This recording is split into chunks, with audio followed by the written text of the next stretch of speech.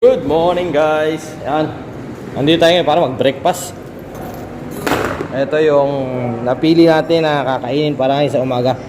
Dalawang pakalayo pa ako. Dito rin. Ito sa tutusin sa atin. Sa budo sa amin sa buhay na tubig sa Mindoro. Ay, hindi na kain nito. Kapakain sa baboy ito mga kaliliit na ito.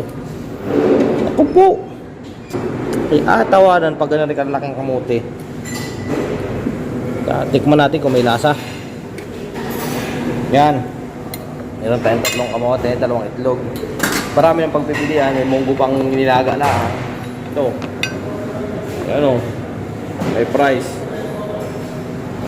May ano rin ito. Hotdog. Kaso nga lang, chicken flavor yan. Sa kabila, sa mahilig sa ano, cereal. Kasi ito.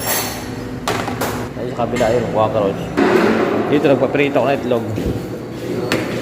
Try natin isang brown bread. Okay. Yun, luto na pinaluto. Itlog, yan na. Oh. Hindi ka masunog ha. Palabas na.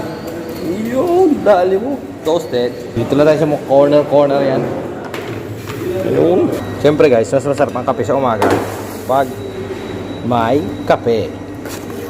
Mas masarap ang breakfast sa umaga. Meron ito.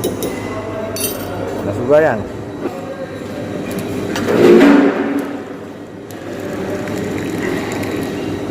Hindi kang umawas ha. May gatas dito kape.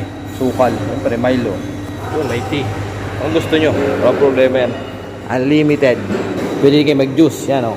At may mga soft drinks kahit umaga. Maraming pamimilian.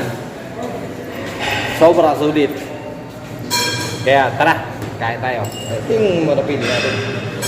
Takto na yan. Pumikot na pala ko guys. Ito. Tingnan ko guys. Yan o. Kuwak. Ano ito eh.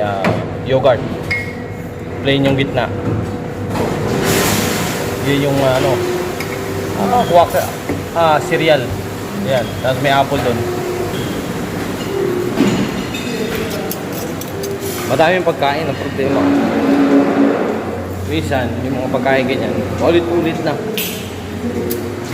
Pero, mga patsamba ka sa isang linggo, napakasarap ng breakfast.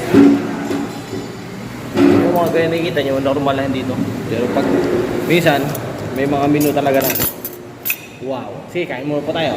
Yung kamote, oh. Binaltang ko na. Tikman ko.